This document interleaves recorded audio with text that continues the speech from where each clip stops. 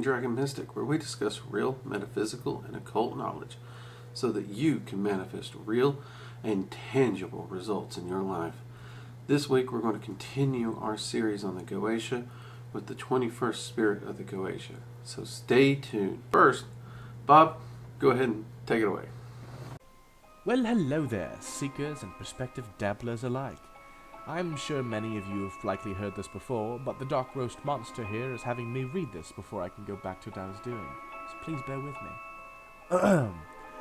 Please consider supporting Drake and everything he is working on by utilizing the YouTube memberships. For each tier of said memberships, you may find that you unlock additional perks, such as private live streams, monthly spell workings, and others. Also, feel free to peruse some of our merchandise on our shop's page. We have t-shirts, towels, mugs, and many other items and garments, each with their own bit of art on them, like the Draconic Rulers and the Dragon's Eye Seal. We also have this one hosting regular live streams on Sundays at 7 o'clock p.m. Eastern Standard Time. If you're one admin I'm thinking of in particular, remember to convert the time zone and set an alarm. At these streams, you can listen in on Drake's latest work, ask him questions, and generally have a decently thought-out discussion. For those looking for a more long-term involvement with the community, others to talk shop with, or peers to learn and develop alongside, please check out our community on Guilded. There, you'll find a variety of different people and different cultures and practices, and in one of the admin's case, a wonderful use of the mute button. I mean, that blonde one just, when he goes on a rant, he just goes and doesn't stop. I mean, does he ever shut... What? Oh, okay, fine. On topic. For all interested in set, easy-to-follow courses on Magick and its many facets, take a look at Drake's online school on teachable.com. Here, he hosts a steadily growing roster of courses on different topics of magic. If you find that you don't see something that you're looking for, let us know. We'll try to find it or incorporate it in the future. From beginner to learned adept, all should find something that they didn't know prior. Links for everything I've mentioned in the description below. Okay, so we're going to continue our series on the Goetia. At this point, I think we have a nice methodology going. Y'all probably know what that is if you've been following the series. So, first off, the 21st spirit of the Goetia, who is it? It's Marax. Marax is a president in the Goetia. Some people refer to him as a duke. Now, we usually start these by talking about appearance. Now, in the Goetic text, Marax is said to appear as a great bull with a man's face. Interestingly enough, in my working with him, I've never actually seen that exact image of him appear, well, ever. I don't recall. If I have and I'm not recalling it, I apologize, but I seriously have no record of it, nor memory, so take that for what it's worth. That being said, I have spoken to one or two people who say they have seen that image. But the majority of people that I speak to who has worked with Marax has actually seen him more looking as a minotaur or almost a strong bodybuilder type. So you get that very strength-based vitality energy in the image that he puts forth, but not necessarily the bull. Okay, granted, minotaur, that's full bull energy. It's flipped. It's completely flipped from a bull with a man's head. Now you're more of a humanoid with a bull's head, but who am I to judge? So do be aware that the image may shift. Now, me personally, I will say I've seen the minotaur a time or two, that shape. Though more often than not, Marax does take on the bodybuilder with, interestingly enough, it's like a bodybuilder with a robe, almost like you'd see a monk with, which really doesn't go with what I think of when I think of bodybuilders. But hey, he's not a bodybuilder. He's the spirit of the Goetia, so he can do what he wants. But that's the generals on how I've seen him, and people I've spoken with have seen him. So we should probably get into some of his details here. In the Goetia, He holds the rank of president. The metal most commonly associated with him is Mercury. Same as the planet. The planet most associated with him would be Mercury. The color most often associated with him is green, is what I've got down here. And you know what? Let me check something. I have a note here. I want to make sure that's right, because that just doesn't feel right to me. Something's out of... No. Okay. See, this is why we trust our intuition. So checking my journal here, the color most associated with him is actually orange. Huh, look at that. I had to check my journal, not my video recording notes. So there we go. All right. So the color most associated with him is orange, not green. And we are actually going to go ahead and change my video notes, because I'm OCD like that. So there we go. And of course, the element most associated with him is earth. Pretty straightforward, really. Which, okay, earth, I can see why I thought green. But, yeah. Anyway, moving along. So with those things, when we're working with him, we can try to utilize candles that are orange or in color, maybe. Things that we would associate with the earth or the planet, if you want to bring these associations into your work. It's not a necessity.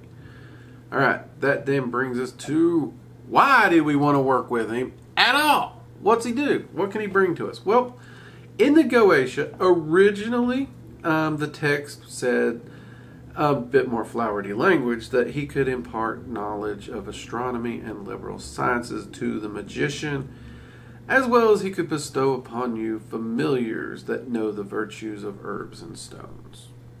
Pretty cool, really. So definitely, if you're interested in astronomy or liberal sciences, you can see there's a penchant there. But if you're also interested in herbalism and stones, you could actually pick up utilizing that and dive in and try to learn these skill sets or associations from him and his familiars. But that's the original statements therein. So, however, if we look at more modern day things, I found that this is with my research and other people that I've spoken with, we've found, he can help you to understand a problem or an issue within a larger context and view, to be able to see what is truly necessary or significant and what you can actually ignore in the situation. Oftentimes we are hit with situations and problems where we are so overwhelmed. He can actually help us step back from that, look at it, find out what the key points that we really need to focus on are and what the things we can ignore are.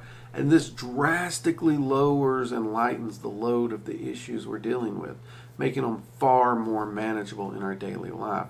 That right there, for anyone who's adulting, and you know what I mean, you know what I mean, that is massively helpful in its own right, just in stress relief.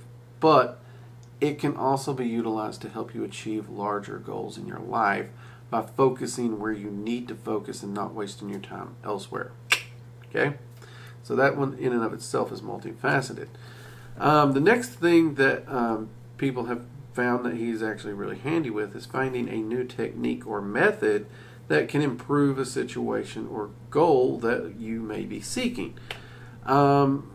Essentially, this is saying that he's going to teach you a new way of looking at a situation or a problem, or even a new method to pursue what you're doing. Take, Working Dragon Mystic, for example. I started teaching one-on-one in person or in classes in person due to the fact that I moved so much. When I moved, I lost everything. And my wife is the one that suggested the YouTube concept here. And I really didn't think we'd get anywhere. But I'll be honest, Marax is one of the individuals I spoke to, because it's a different method. I thought it would be fair to talk to him, see what he thought. And from that conversation, the Working Dragon Mystic as we know it today here on YouTube, the Gilded Community, as well as the online school, came into being, and now wherever we have to move, we're covered. Working Dragon Mystic will be up and running for a long time to come, I believe, and helps reach all the seekers. I can now reach more people seeking to learn than ever. All right, so that's just an example of how that can be done. And this is another one that I've leaned into. Make one's creative works more prosperous financially. Hands down, if you're a creative, if you're a writer, an artist, even a dancer, if that is some form of career, you're wanting it to be a career, Marax can help you with that. He can help you try to make it more lucrative. Okay? Now, with those covered, you probably want to know a sigil, don't you? We always give a sigil. Let's go ahead and throw the sigil up here. Okay? Now, this is actually a pretty neat sigil. I like it. I don't know why. There's just something about the design of it. I do kind of like the little hooks or scythes on there. Somebody said they might be representation of bullhorns. I could see that. But I do like this sigil. Alright. And by viewer request, you all love hearing me attempt to say the uns, and you also love to use them in your practice, which I've gotten a lot of feedback saying that you all have found the uns useful and productive in helping you to improve your practice, which is amazing. I am glad to hear that. As we've stated before, there is no one true un for any entity. They vary from traditions to traditions. I give out the most common un that I can find for the spirit. But I am glad to see you are finding them useful and helpful. And for everyone who tends to make fun and crack jokes at how I say them, I'm still glad I can bring a smile and a laugh to your life. So no offense taken there, because I enjoy doing them just as much as y'all do. Because in editing, I actually get to hear my own southern saying them, which I admit, it's entertaining. So here we go. The un for Marax is Cayman Vifa Marax. Cayman Vifa Marax. Cayman Vifa Marax. Cayman Vifa Marax. Pretty simple, okay? Alright. Now, I've touched on this. We usually close with my experience, which I've touched on clearly throughout the video. At least in direct ways I've worked with him. And in truth, yes, I do see Marax more in the bodybuilder with a robe most of the time. I have seen the Minotaur, and I've told you a few things I've worked with him. But that aside, I honestly have to say I enjoy working with Marax, or even just talking with him. I have actually found if I evoke Marax and sit and talk with him and use him as a sounding board, not only can he help me sort through the good and the bad and the ugly of thought processes and sounding board, but he can also pitch his own ideals to, fine-tune what I'm already working through. I've honestly found, more often than not, I find myself just chatting with Marax about ideals and plans I'm looking to implement, and him giving me his thoughts on those plans and helping me refine them and detail them out better into a more productive and effective way. I mean, it's like having a friend to talk to. I think more often than not, that's really how I end up spending my time when I'm working with Marax. And I would encourage you to also sit down and talk to him. Not to say that there's anything wrong with, the things that he's very well known for helping tweak and whatnot. And that list is by no means exhausted. Those are just some common examples again. But anyways, I hope you have found this video helpful. I hope you've enjoyed it. And I hope you reach out and